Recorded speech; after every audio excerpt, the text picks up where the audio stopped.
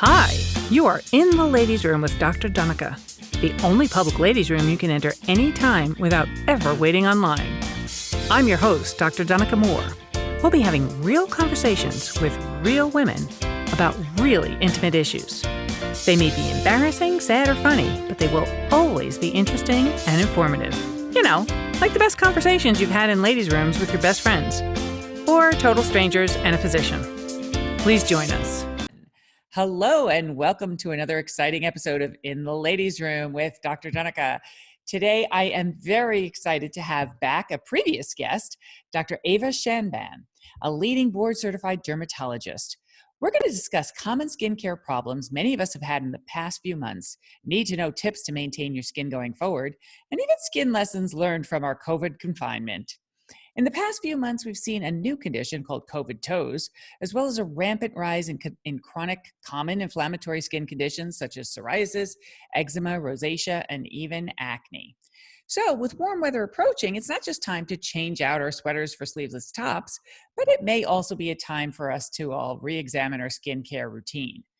Most of us have felt unprecedented stress over the past 3 months due to all the consequences of the coronavirus pandemic, whether that's isolation, loss of friends and loved ones, either because of death, illness, or distance, financial fears, changed routines, sleep changes, some of us aren't even sleeping, and decreased access to most of our usual coping outlets. And for those of us with bothersome skin problems, limited access to dermatologists, estheticians, and even the drugstore can make these problems worse. Dr. Shamban understands all of these issues, as well as the close link between appearance and self-esteem. She dedicates herself to helping patients of all ages improve their skin to enjoy happier lives. And I love one of her sayings, life happens, but it doesn't have to show on your skin. Now, many of you may have seen Dr. Shamban on one of her many television appearances on CBS show The Doctors, The Steve Harvey Show Extra, or as the skincare maven on ABC's Extreme Makeover. She's a California native and a magna cum laude graduate from Harvard University. She earned her medical degree from Case Western Reserve University School of Medicine, did an internal medicine internship at Mount Sinai Medical Center, practiced as a GP for 2 years, undertook a dermatology fellowship in research, and completed her derm residency at Harbor UCLA Medical Center. She serves on the editorial board of the Journal of Clinical and Aesthetic Dermatology, in addition to heading her dermatology practices in Santa Monica and Beverly Hills. She lectures widely and serves as an investigator in many clinical trials. And she's also the author of Heal Your Skin, the Breakthrough Plan for Renewal. But most importantly, she was a previous guest on In the Ladies' Room podcast in episode 47 in June of 2018. I can't believe it's been that long, where we talked about debunking myths about rosacea. Welcome back to the Ladies' Room. Well, thank you so much, Donica. I'm so excited to be here again. Oh, but it's great. It's my pleasure. And first, tell me, how are you during this time as a person? So it's a very interesting time. I mean, I like to liken it to Charles Dickens from A Tale in Two Cities. The book begins with, it was the best of times, it was the worst of times. And I think the best of times have been seeing all these courageous people, the first responders, everybody in the healthcare profession, all of the people who are delivering packages, who are serving food, who are manning the markets and emergency rooms. I mean, I think that's really seeing the courage and bravery and dedication that people have to their work, as well as kind of this newfound time to connect with people who you may not have spoken to that often. Everybody's picking up their phone. Mm-hmm. So that's been kind of exciting for me to be able to talk to so many people. And then, of course, the worst of times because of the death and, and the issues, the economic issues that we're going to have to fix afterward. So, but I think that, it's been for me personally, fortunately, my health, my family's health, everybody's good. And for me personally, it required a big shift in the way that I do work, so that we do a lot of telemedicine. We're doing teledermatology, and also every meeting that I've had, some of the meetings haven't canceled yet this year, but all the conferences, they all turned to virtual. So everything's just sort of shifted. So that's what's happening. So I was going to ask you about whether you were seeing patients in real life or via telemedicine. One of the things I find challenging with my relationship with my own dermatologist, who's only doing telemedicine, is at my age, most of the things I see her about are things that need to be biopsied. So, that is not happening. And I'm watching this one little, funky lesion that I have, with great trepidation. But I didn't even do a telemedicine thing because obviously I know it's funky looking and I know it has to be biopsied. So how are you handling those kinds of things? So we like to have anybody with any concerns like yourself, first do a telemedicine appointment, because what's nice about right now is the insurance companies are just, there's no copay, there's no applying to the deductible, 100% is covered by insurance.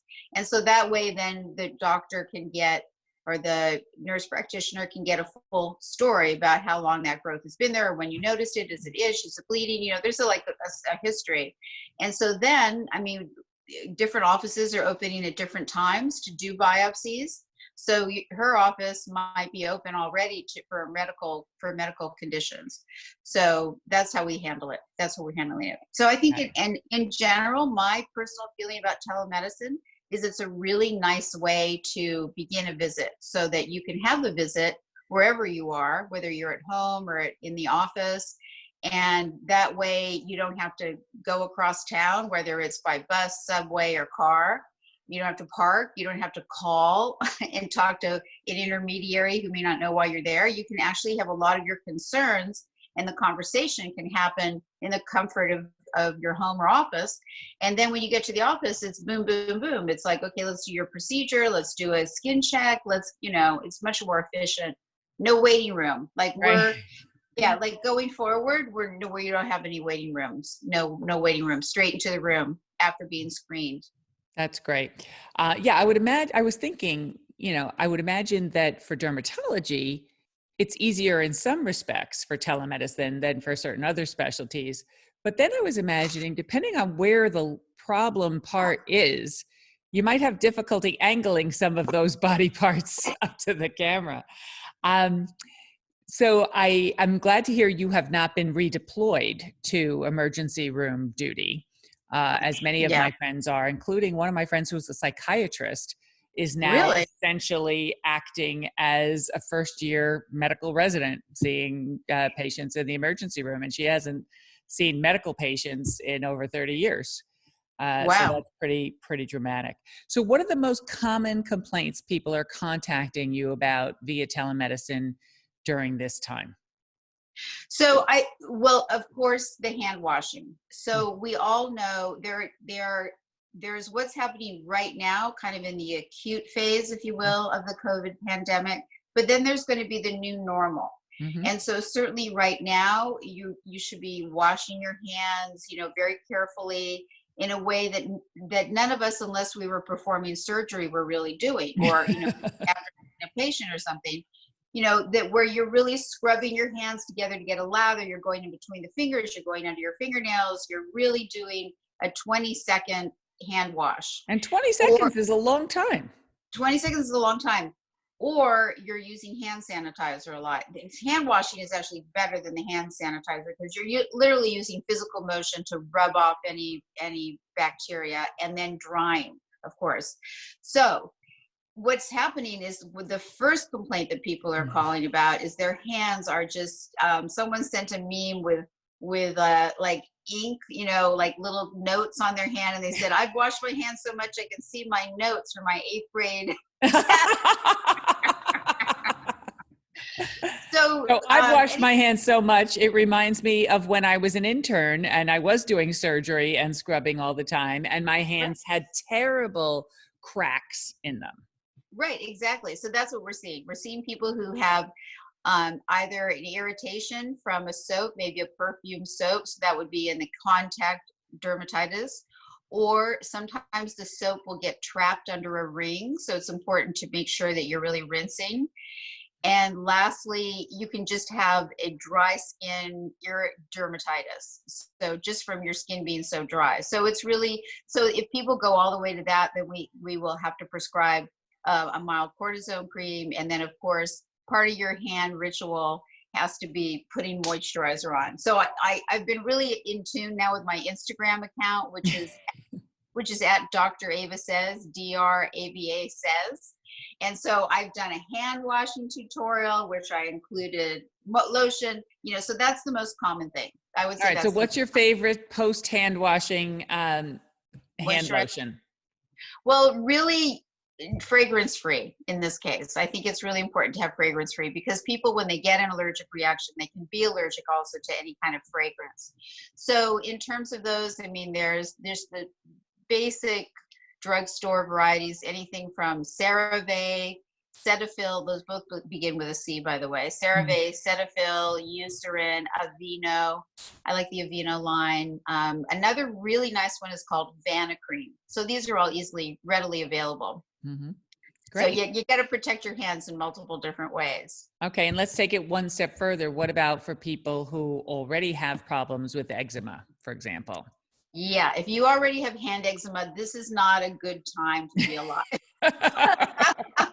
Because you really, what you could do if you have eczema is you could really use a lot of gloves, like cotton gloves or gloves that you can change and put aside for 3 days and then use them again. Have some rotating gloves, because a lot of the disposable gloves will also irritate your skin. But that is an issue too if you have underlying hand dermatitis. Mm-hmm. And I would say the other common thing we're seeing is wearing a mask. There are so many benefits to wearing a mask. I mean, first of all, the number of common colds will be going down precipitously as long as everybody continues to wear a mask, because you won't be touching your nose. People who are sick, if they sneeze or cough, their little droplets will stay right next to them. And so that's one, the benefits. And then the second one is, of course, when thinking about age. So it's a great sun protection for this whole area around your mouth and even onto your cheeks. So that's the second one. And then the third one is, what is the third one? Well, just, you're being protected from odors, which is the original use of the mask. But these are all really, it's such a great idea to wear masks. And I think that would be nice for something going forward. But people do get, especially people who are wearing the N95 masks, the healthcare providers, people can really get a rash under the mask or have their acne flare. Yeah, I've actually seen lots of healthcare providers who've posted their photos on either Instagram or Twitter where they actually have indentations in their face. Because of course, for people who are healthcare professionals wearing N95 masks, they have to be fitted properly and they have to really be, kind of secure. So I see the same kind of lines that I see from my reading glasses, those indentations. Now, for people who are having flare-ups of acne or other irritations on their faces from the masks, what can they do to prevent that or reduce that or then treat that? Yeah, so that's a great question. So you have the irritation from the mask, and then you have flare-ups of other conditions just from the stress of, people who used to like shoo their kids off to school. Bye. Yeah. All of a sudden these people are becoming, school teachers, and there's a whole new profound respect for school teachers. And I've seen lots of people on their social media accounts saying teachers should now be paid going forward $1 million a month. Yeah. Yeah, because people forget that the teachers not only are in charge of like educating these kids, but they're socializing them too. They're like, okay, no, you've got to stand in line. You can't hit little Jimmy. And no, you've got it, it's a big job. Well, and teaching them to wash their hands after they go to the bathroom, and teaching them to wash their hands before snack time. So yeah, that's a whole nother topic. Unfortunately, I'm not in that category because my children are both college graduates. So we're good on that. Yeah, as are mine. So yes, exactly. But just the stress of it. So under the mask itself, one thing is people are trying different masks. And so some of the masks themselves you can be allergic to. And so then you could get an eczema-like, sort of a scaly, red, itchy rash. But what I'm seeing more commonly is what's called perioral dermatitis, or even a rosacea flare. So I'm seeing people come in with like little tiny white, like white heads on red dots, or even just kind of bright red dots, or just sort of redness.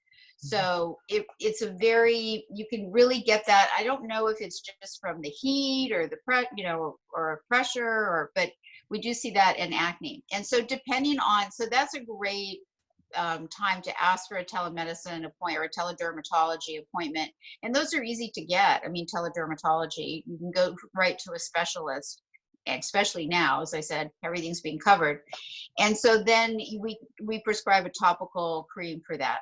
And then other people can be allergic to the mask, and so then you have to switch masks. And I think there's going to be a lot more information on types of masks going forward, ones that you can reuse, because we're going to have so much paper waste, and really, as long as you have a properly designed, like I've heard of some masks that have copper. They have some kind of, it's one of these copper silver threads in them, so that they're actually antibacterial as well. And that's actually one of the principles of how the copper IUD works, is the copper ions are spermicidal. However, there are people who can be allergic to copper. Right, that's right. So you have to, in GYN, we also worry about that with, people who have, women who have a copper allergy who want an IUD, which is also a factor. Now, you mentioned perioral dermatitis, and of course it is also, we're not just in the midst of a pandemic. Here on the East Coast, at least, we're also in the midst of peak allergy season. So I know a lot of people are having trouble distinguishing when they're having, regular seasonal allergy symptoms and symptoms of other things. So similarly, there's another condition called oral allergy syndrome, which is not the same as what you were just talking about with perioral dermatitis. So you want to talk about oral allergy syndrome? So oral allergy syndrome tends to be red patches around the mouth, and they tend to be itchier, and that will respond to an antihistamine. And so for oral allergy syndrome and just allergies in general, I think the long-acting antihistamines, the non-drowsy, are quite good. So I'm a big Allegra fan, which it's like 80 milligrams, and you can use it twice a day. It's as long as there's no medical indication for you not to use it twice a day. The other ones, Claritin and Zyrtec, those are just once a day. And so they're not as strong, I don't think, as the Allegra. Okay. So that can be used. Yeah. And of course, with something like an allergy, ideally people want to figure out what it is that they're allergic to. So with oral allergy syndrome, it's usually some kind of fruits like apples and kiwi and pears, and it's cross reactivity with certain trees being able to, it's very fascinating. It is. And just one other thing about that, which is that mangoes, it turns out that the skin of the mango, so if you're eating a mango, you do not want to cut the skin off and then hold the skin up and like try to get the last bit of mango off, because it's a really common allergen right there in the skin. So, and then people come in actually with blisters, almost like a poison ivy. Wow. Oak look. Yeah. So it's a different in terms of allergic responses. It has a different pathway, but it's bad. So don't do that. So I always learn something from you. So of course, the number one thing we all are experiencing during this pandemic, regardless of why, is stress. And of course, there are, tons of skin conditions that are exacerbated by stress. From dandruff to acne to rosacea, et cetera. You want to just take your top 5 stress reactive skin conditions and sort of what people can do to try to manage that. Yeah. Okay. So because stress is, whenever anybody comes and says, "Oh, I'm so stressed," it's like, well, then you always try to work with people to figure out how they can, if you manage their stress. I mean, sometimes you can't get rid of it, but just how you can take control back. But I think even now, it's a good idea to have a regular schedule. I think one thing that's been difficult with being at home for people is to know, okay, well, it's the morning. get up, do something active, maybe do some meditation, and then make a to-do list of things. So you kind of schedule, you have to be like a toddler, because Right. toddlers and baby, toddlers, they do better on a schedule. Right. We They do need to better know on what a time it is. Yeah, Yeah. we do better on a schedule too. So if you're tempted to binge watch whatever show that you didn't get to see until 2, 3 in the morning, it's not going to be good for your stress level. So, And it's not going to be good for your health overall. And it's certainly not going to be good for your skin. Yeah. One of the questions somebody sent me, and we take questions at askdrdonica@gmail.com. But one of the questions somebody sent me facetiously is, now that we're staying at home, how do I know what time to change from my morning pajamas into my evening pajamas? that's right. They have, yeah, somebody sent me a little video of a man putting on his suit for Zoom, and it has like Velcro. He's like sitting on the couch in his pajamas and t-shirt, and then it's a Velcro around the neck and then Velcro on the sleeve. So he didn't really have to take off his t-shirt or do anything. Just like put this on, tie. It's hysterical. But yes, so what happens with stress? So it increases the production of cortisol from your adrenal glands. And so cortisol, when it gets to the skin, it gets converted by the tiny hair follicles and even the sebaceous glands into really a testosterone.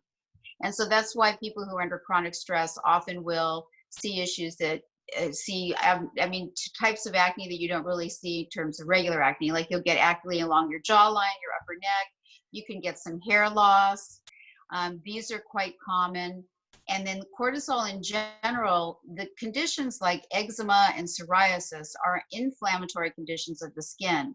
And anytime your cortisol levels go up, they start to flare up. So any skin condition can be flared up. Now we've been seeing certainly this kind of stress, acne, and hair loss. People have made appointments to talk about that, but not so much with flare-ups of the other conditions. And I'm not sure, maybe it's because other stresses are lower in terms of work stresses or commute. I mean, in California, commute is like a big deal. Mhm. So I don't know, but we haven't seen as much of that. We have not seen so much flare there. But that's really, yeah, stress is the culprit of so many terrible things. And certainly another culprit of a number of dermatologic conditions, and I'm not an expert in this, but rosacea jumps to mind, is alcohol. And we Right. do know a lot of people are self-medicating during this crisis by drinking more. And we joke about it. Certainly people are joking about how all the people who are supposed to be homeschooling are also day drinking, which is not a good thing. But talk Right. about the effects of alcohol as a pro-inflammatory component in certain skin conditions. Yeah. So alcohol is one of those things where a little is good, but I wouldn't be like, okay, well, it's 5 o'clock somewhere. I would actually wait for 5 o'clock in your time zone. This is not the time to do a 3 martini lunch. But alcohol in general can do, I mean, if you're really over drinking, you can get a fatty liver, you can develop ulcers in your stomach. It's really not good. A little bit, it's nice. It has some resveratrol, it has some good antioxidants, but alcohol can cause you to flush, and anything that causes you to flush will give you the blush of rosacea. So your cheeks will go red. It can dilate those tiny little vessels. It can really be a problem.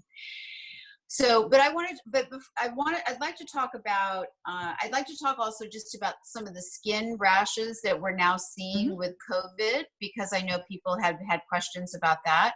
Sure. So, so COVID, there's been a lot of discussion, about what is COVID. And I remember when it first came out, when people were first start talking about it in Asia, it was really hard to understand exactly what was going on with this virus and why was it something we needed to worry about more than influenza.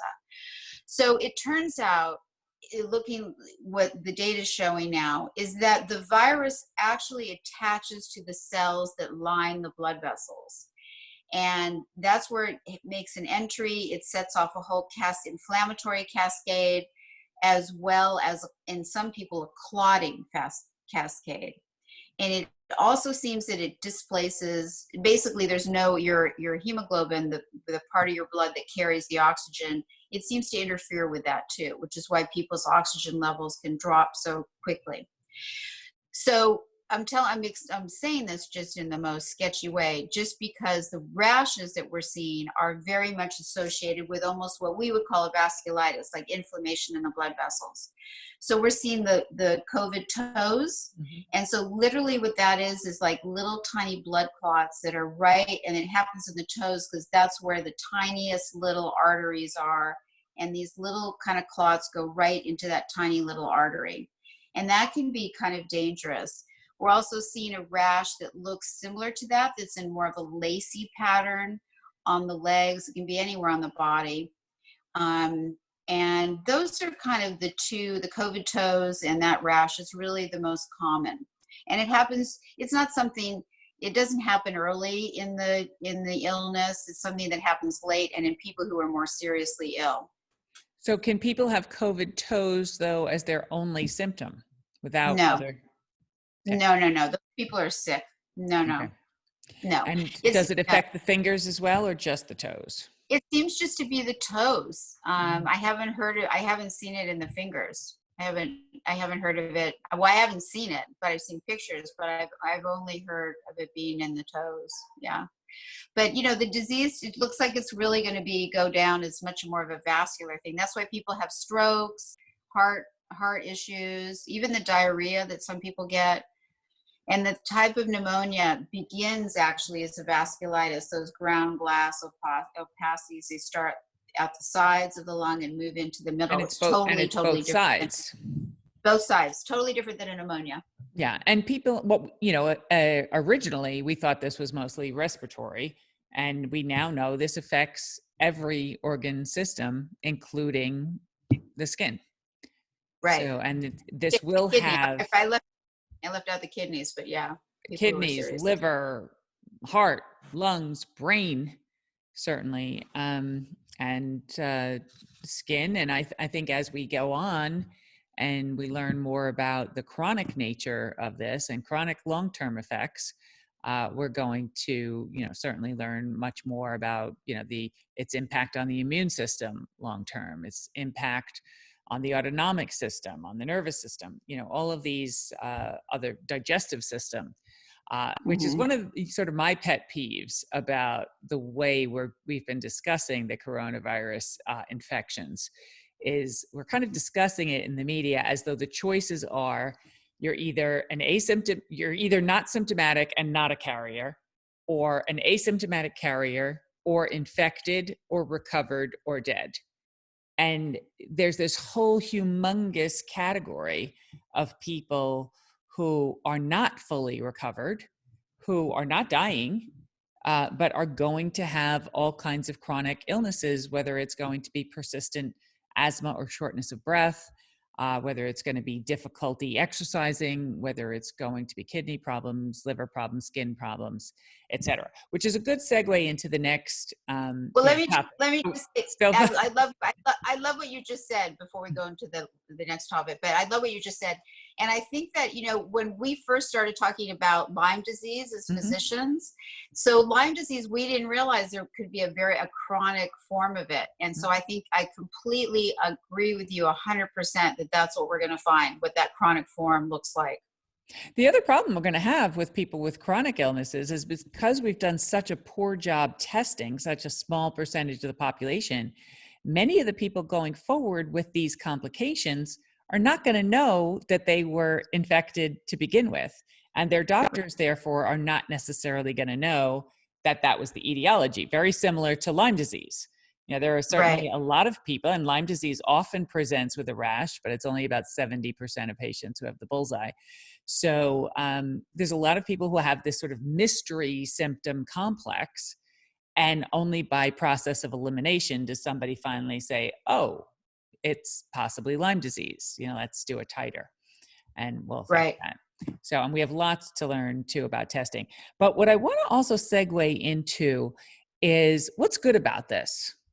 What's good about the fact that we've all stayed home for 6 to 8 weeks, or we haven't worn makeup, or we haven't been exposed to things like air pollution and office pollution and noise pollution and all of those kind of things from obviously from a skin, or we'll give you skin, hair, and nails perspective. Okay, so skin, hair, and nails. So, well, you can't, people who aren't watching, you can't see, Yeah, but my nails are horrible.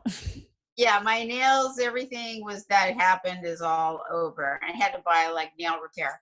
So, in terms of what's good, yes, I think that, some places people are really staying indoors more. I guess that would be New York, especially. And so then, yes, you have there's certainly less ultraviolet exposure. And I said the mask has done a great job of really protecting your, even more than, I mean, along with sunscreen, it's really great. And the pollution levels are down. I mean, we know fewer people are driving around. And so there's definitely, and we know from so many ways that there's much less pollution, and pollution is injurious to the skin. So, and also thick makeup, people tend to be kind of lazy about really getting their makeup off. And so that's not, that can actually set off inflammation in the skin too. So all of that has been good. And I think that, but going forward, what's really nice, because I think most states are starting to look at opening up, and people going back to work. Going forward, you might start to think of a routine to do now before you have a reentry, And so, so we can talk about that a little bit. Like what kind of things, what do you think? Yeah, What do you, absolutely. Tell me the solutions. I'll take notes. Well, one thing I think it's really nice to prepare your skin is doing an at-home mask. So you could do a scrub. And so in my book, Heal Your Skin, there are some recipes for do-it-yourself masks, because you can really make a nice mask and scrubs. You can really do a nice scrub using like brown sugar, or maybe some ground up like little nuts, with like a yogurt. And then you can use that to really scrub off, to really kind of scrub scrub your skin, because the skin, you get that luminosity when it's very even and it reflects the light so nicely. That's what gives you sort of like a polished mirror. So why would you need to use a scrub and a mask? Tell us about the advantages of each. Okay, so the scrub is designed to really exfoliate, but then the mask is designed to replenish. You can put in some antioxidants, so you're really like, you can grind up some fruit. So you're really adding antioxidants, and you are adding moisture back. So that's why for the mask, sometimes I'll put some avocado or just some oil along with something to make it stick. So you're doing two things. You're allowing better penetration of the antioxidants, even if you put like a serum on, like a SkinCeutical, C&E, or some of the other lines that have very good have very good vitamin C levels. You can put that on and then seal it in. So you're really preparing the canvas, and then you're putting the paint on. And so it'll give you a really nice smooth look. And so then I would encourage people to treat their neck, their décolletage, hands, and arms as well. So how often should somebody use a scrub? So it depends on the person. Some people, on the person's skin. So some people have a thicker, more oily skin, and those people could use a scrub 2 to even 3 times a week, depending on whatever your skin tells you. And then the mask, that also, just depends, that you could, if your skin is dry and more delicate, you could do that more frequently. Okay. So of course, most of our listeners are women, but we do have some men who listen, and we have lots of women who tell the men in their lives what to do. And there's been sort of a debate amongst the men I know about whether shaving is a good thing during this time or not shaving. And lots of men have decided this is a great opportunity not to shave and to kind of give your skin a rest from shaving. But other men have said, I don't want a beard because that will increase, germs and viruses and food and yucky stuff. So where do you stand on shaving versus not? Well, I think a lot of men, at least the men that I know, they hate shaving. Have you ever met a man who says, "I just love to shave every morning"? I don't think that man has walked the earth. But I think, and so this is like a great excuse, hey, I'm just not going to shave. But they don't really like to shave, but they like the way it looks and feels. A lot of men like the way it looks and feels. But I've never known a man who, if they have take a few days, like they're gonna let that beard grow a little bit.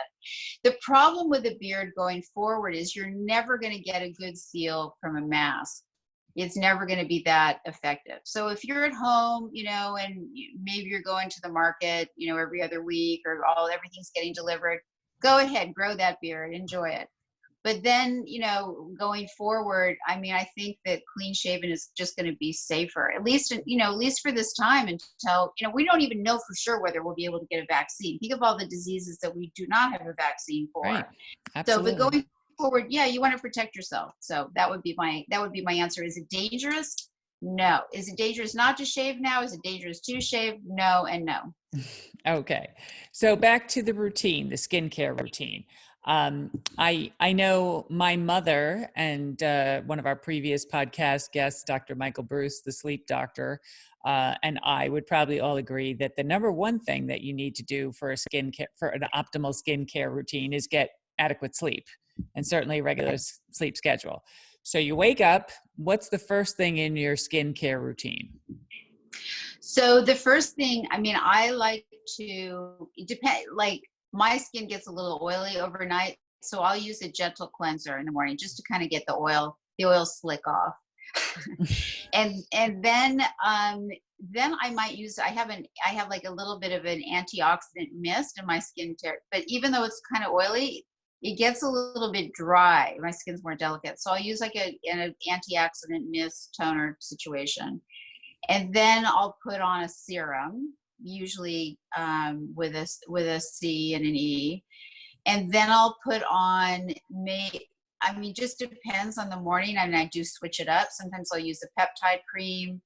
And then, but I really like a sunscreen called Airy Fotona. It has DNA repair in it. And I've had a couple of skin cancers, so I put that on, and it's a little bit tinted. I either use that, or I also like the La Roche-Posay. It's microfluid, depending on what I'm doing. That's actually what I'm wearing right now, is the La Roche-Posay microfluid. So that's my morning routine. And then I don't do anything in the middle of the day. I mean, if I'm out, obviously I'm going to be reapplying sunscreen, and I'm big. You would never know who I am outside because I have a big hat. Well, now I'm wearing a hat, sunglasses, and a mask. So I'm really incognito. Yeah, I was actually very embarrassed to do this podcast with you by video today, because yesterday was the first sunny day we had in New Jersey in months. And I did get sunburned. Oh, no. Yes. Yeah, you're a little red. I did. And my whole neck and my décolletage. I was a good girl when I was out walking. I was wearing the big hat and the sunglasses and the sunscreen, but then I didn't reapply when I sat on the deck for 2 hours and took a nap. And now Mother Nature's punishing me because we're not going to have another sunny day for quite some time. No. So I understand there are new recommendations from the dermatologic associations about sunscreen. So what is it that's new in the sunscreen world about the ingredients that we're supposed to look for or avoid, or both?